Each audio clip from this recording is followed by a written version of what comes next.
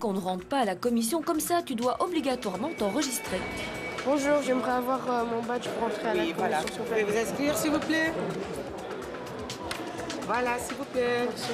Ben voilà, maintenant j'ai mon badge. On va pouvoir interviewer Louis Michel. Il est belge et commissaire européen. Une réunion importante de la commission se termine. Malik, Patrol Track, c'est bientôt à toi. Malik, tu es le journaliste? Tu connais M. Barroso? Oui, très bien. Tu sais qu'il est le président de la commission? Oui. C'est mon chef. Non, pas le chef. Dur, hein, Nous sommes un collège, il y a un président qui organise les travaux, c'est pas le chef. Alors, il est un bon... Tu as déjà... On va commencer. Alors, sois très dur avec lui. Il aime bien la discussion, il faut pousser. N'accepte jamais une première réponse, tu insistes une deuxième, une troisième. Okay? Ça va? Un bon travail, hein? Voilà, merci. L'équipe Barroso, c'est un peu le gouvernement de l'Europe. Elle compte 27 représentants, un par pays membre de l'Union européenne. Louis Michel est l'unique commissaire européen belge. Il est en charge du développement et de l'aide humanitaire, mais en réunion, il donne son avis sur d'autres dossiers. Et de quoi avez-vous parlé? Eh bien, nous avons parlé de quelque chose de très important. Nous avons débattu de ce que l'on appelle l'antidiscrimination. Alors, l'antidiscrimination, ça veut dire que nous essayons de trouver des règles et des lois, ce que nous appelons des directives, pour éviter que dans les différents pays de l'Europe, certaines catégories de gens souffrent d'injustice. Avec Malik et Louis Michel, nous découvrons les coulisses du Berlaymont. Direction la salle de presse où chaque jour la commission fait le point avec les journalistes. Mais là, la salle est vide.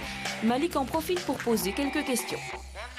Alors, après les catastrophes en Birmanie et en Chine, comment avez-vous informé les journalistes?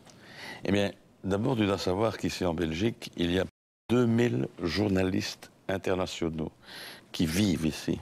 Alors, par exemple, pour ce qui s'est passé en Birmanie ou en Chine, il est évident qu'on communique sur ce que l'on fait, sur l'argent que l'on sort pour aider ces pays-là.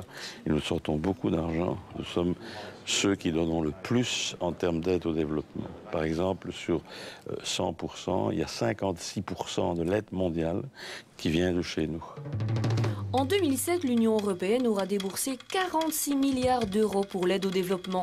En moyenne, chaque citoyen européen donne 100 euros par an pour les pays les plus pauvres.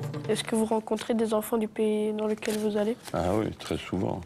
Je vais souvent visiter des écoles ou visiter des enfants des rues ou visiter parfois des enfants qui ont été victimes de toutes sortes d'exactions et de mauvais traitements. Donc le travail de la commission, mon travail, puisque c'est le développement et l'aide humanitaire, ça consiste à essayer d'adoucir le drame de tous ces gens-là. Quel âge as-tu? 14 ans. Ouais, 14 ans, tu serais déjà un vieux dans certaines armées. Il y a des enfants qui deviennent soldats à 10-11 ans. Moi, j'ai vu des enfants qui avaient des mitraillettes ou des bazookas qui étaient plus grands qu'eux. Et on apprend ces enfants-là à tuer. Ils les forment aussi à utiliser le viol comme arme de guerre, pour humilier, pour faire mal, simplement, pour faire souffrir, pour faire peur. Je vois beaucoup de gens malheureux, bien entendu, mais je vois aussi beaucoup de gens merveilleux, de gens qui sont extraordinaires, qui sont très généreux et qui aident. Et puis, il y a aussi tout le travail diplomatique. Le commissaire européen doit rencontrer les chefs d'État étrangers pour essayer de trouver des solutions à de nombreux problèmes. Guerre, conflits, famine ou catastrophes naturelles. Retour à Bruxelles, Malik pénètre dans une salle habituellement fermée au public. Voilà, nous sommes dans la salle de la Commission européenne. C'est ici que se prennent toutes les décisions super importantes pour l'Europe. Malik, tu n'aurais pas envie de devenir président, toi? Alors, Karine, je ne sais pas si Karine est là. Oui, Karine est là. Karine, nous sommes à l'étage où Louis Michel a ses bureaux. C'est toute une équipe internationale qui travaille pour lui. Elle traite surtout tout ce qui est droits de l'homme, contact avec les ONG, les Nations Unies, etc. Elle, c'est une franco-suédoise. Ce qui m'embête un peu, c'est qu'elle parle plus souvent suédois que français. Elle parle bien français aussi. Hein. L'italien du cabinet. Le monsieur le plus élégant de la commission. Voilà, ça c'est Domenico Rossa. Lui, il s'occupe essentiellement, notamment des dossiers africains. Alors, tu sais quoi, aussi? Il a participé aux 20 km de Bruxelles. Je crois qu'il est arrivé 22 millième sur 23 000 à peu près. Il s'est entraîné pendant des mois pour ça. Bon. Combien de personnes travaillent pour vous? Eh bien, j'ai ce qu'on appelle 7 niveaux 1. Donc, ce sont des gens qui ont le niveau universitaire, qui sont plutôt du niveau expertise. Et j'ai 11 secrétaires. Malik est un petit journaliste de la RTBF qui vient faire un reportage sur la commission. Et je lui présente les gens du cabinet. Damien Lévy, c'est un homme qui suit tous les dossiers, compétitivité, concurrence, économie, tous les dossiers très difficiles.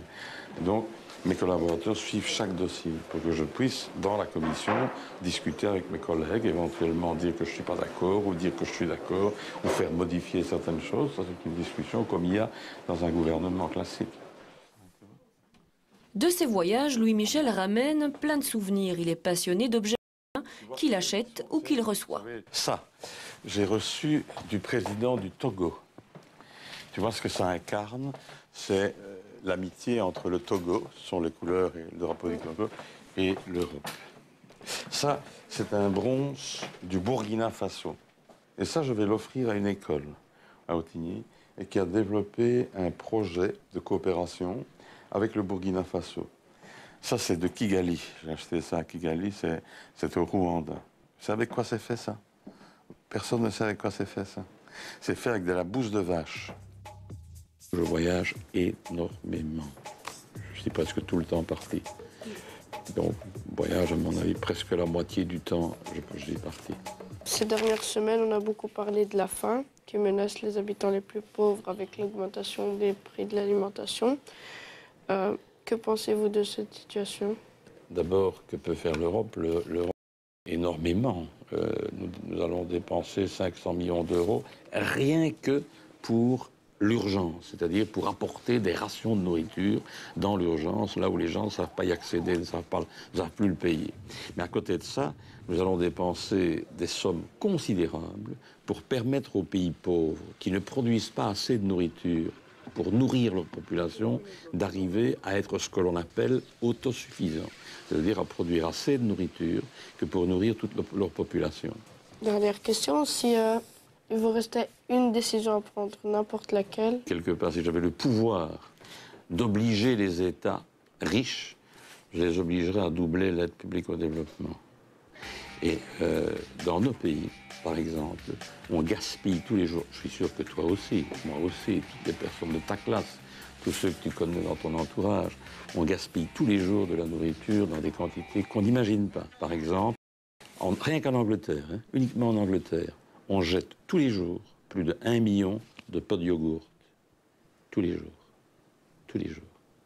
Donc il suffirait que dans nos pays riches, on soit un peu attentif et un peu plus sérieux dans la manière dont on consomme et qu'on utilise une partie de cet argent-là pour aider les pauvres, il y aurait probablement plus de pauvres.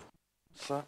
Avant de partir, Malik reçoit du matériel pédagogique édité par l'Europe pour en savoir un peu plus sur les questions du développement. Et puis c'est déjà le moment de se quitter. Voilà, Malik, au revoir. Merci, au revoir. Bonne chance. J'espère que je te reverrai. Et tu peux revenir ici avec ta classe quand tu veux. Voilà, c'était Malik à la Commission européenne pour les news. Au revoir, bye. Merci à Marie-Pierre pour cette émission spéciale. Et puis, vous l'avez peut-être vu aujourd'hui dans votre journal Vers l'avenir. Il y avait une interview complète de Malik qui a donc visité la Commission européenne. Et puis, pour en savoir plus sur l'Europe, on vous invite à le site internet des news, www.la2.be. Vous allez sur le site des news et toutes les infos se trouvent dans la rubrique Hyperlien. Il est temps à présent de jeter un petit coup d'œil attentif sur la couleur du temps de ce jeudi en compagnie de Sophie. Salut Christophe, demain jeudi 26 juin, le soleil se lèvera à 5h31 et se couchera à 22h. Et après la pluie, le beau temps, le soleil sera encore un petit peu caché par quelques nuages, mais il finira par gagner la partie. Les températures, elles, seront de saison, comprises entre 19 et 24 degrés. Merci Sophie, merci à vous pour votre fidélité. C'est ici qu'on se quitte. Je vous retrouve demain pour de nouvelles aventures. Et puis d'ici là, quoi que vous fassiez, faites-le bien. Salut, à plus. Bye bye. Bonjour, qu'est-ce qui s'est passé, madame la télé? On veut savoir quoi? Dans ce monde agité, il y a plein de choses qui bougent. Matière agitée, quoi de neuf dans les news?